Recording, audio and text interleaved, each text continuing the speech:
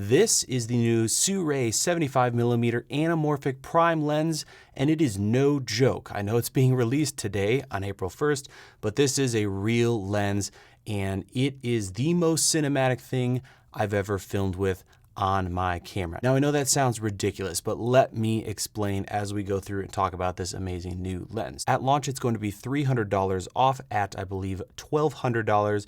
And eventually it'll be a full $1,500 MSRP. So if you want to save 20%, it is available today, and I'll put a link down in the description. Sirui did send me this lens for review, but they are not sponsoring this video. This video is, however, supported by those of you who have purchased my camera guides and LUTs, and you can learn about those down in the description. So spec-wise on this lens, we're looking at a 75mm T2.9 anamorphic 1.6x squeeze full frame lens. We have 4 mounts available for this lens: E, which is what I have here, Canon RF, L mount, and finally a Nikon Z mount. So several different mounts available.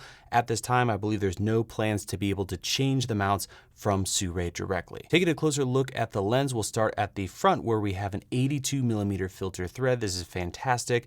You can simply throw on whatever filters you need. No need for a matte box if you don't want one. Looking on the side here, the operator side, we have our T-stops and our iris ring here, which is really nicely dampened. 2.9, and it goes all the way to 16, and we're looking at 10 aperture blades for this lens. Switching to the focus ring, we have our infinity all the way down to our minimum focus of 0.85 meters or 2.8 feet. And this is what that looks like if you were trying to focus on an American quarter. So that is the operator side. If we flip the lens over, we have duplicate markings on the dumb side of the lens. And then if you're looking at the lens top down, you can see we have no markings here. So very traditional for kind of a cinema lens setup. This point is a good time to talk about the focus throw. So I will turn the lens and we'll go ahead and put my finger down here, start to rotate the lens.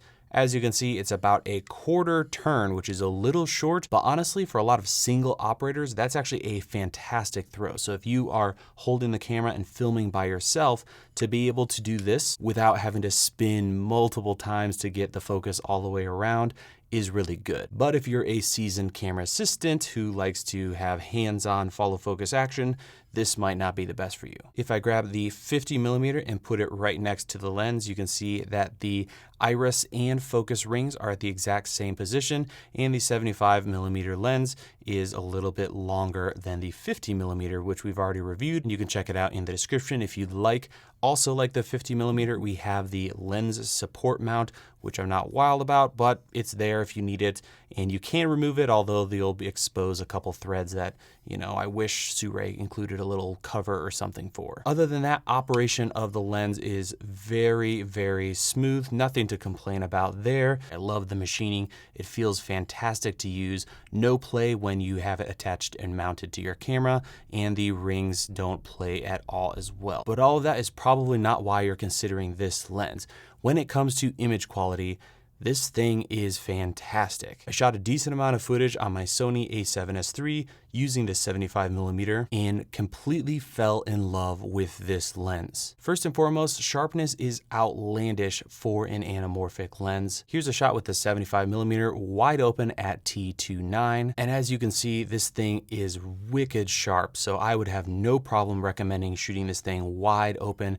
In fact, that's what I pretty much did exclusively because I loved the look. And here's some more footage using that setup, and because of that focal length, 75mm, and it's coupled with an anamorphic lens, this made just about every shot look like it came straight off of a movie. And I know it's a really cheesy, cliched thing to say, cinematic, when it comes to the look or footage you can get with a lens, but that perfectly describes how I feel about the footage captured with this lens. Before we get to bokeh and then the things I didn't like about this lens, let's talk about squeeze factors. So this is a 1.6 squeeze lens.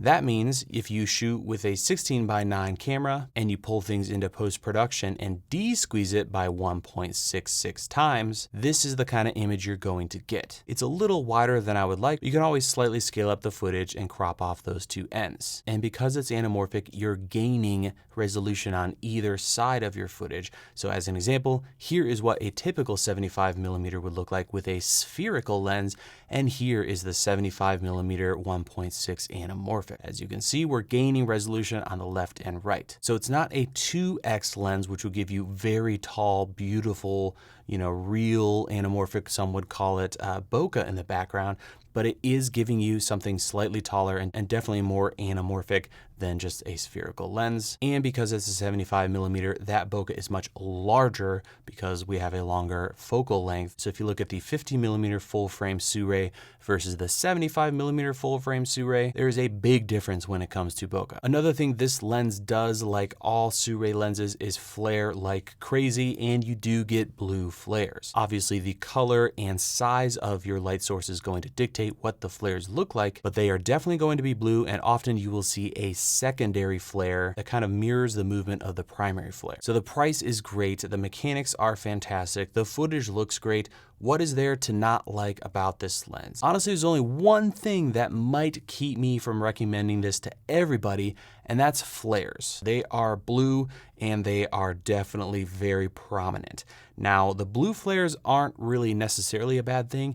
It's the blue hazing that can sometimes happen when you have strong backlighting in your shot. For example, if you take a look at this shot, and if you look closely, you'll kind of see this blue haziness. It almost looks like my white balance was slightly off. That's because whenever you have strong backlighting, it's essentially creating a giant full frame flare, if you will. So instead of a small point where you have a pretty little tiny thin flare, you're getting just this giant hazy blob across your footage, which is not good and something I wouldn't want. Now you can use a matte box to try to mitigate that, but I would love to see Sirui come out with a line of primes where instead of trying to get those flares and trying to get them blue, they would try to either eliminate them or massively minimize them. I'd even be okay with warmer flares, but blue flares when you're in kind of a warm environment, it just doesn't work for me personally. Otherwise, when you put this on a full frame camera, and of course you get things like your exposure correct, you have good lighting, all of that fun stuff, you will get incredible footage. And that combination of full frame, 75mm with a really, really sharp, wide open T2 aperture make this one of the most fun and exciting lenses that I've used in a really, really long time. If you'd like to learn more about this lens, check out the information in the description. That's gonna wrap this one up. If you wanna learn more about crazy lenses, anamorphic, vintage, or other lenses, make sure you subscribe to the channel. Thank you guys so much for watching. We'll see you in the next video.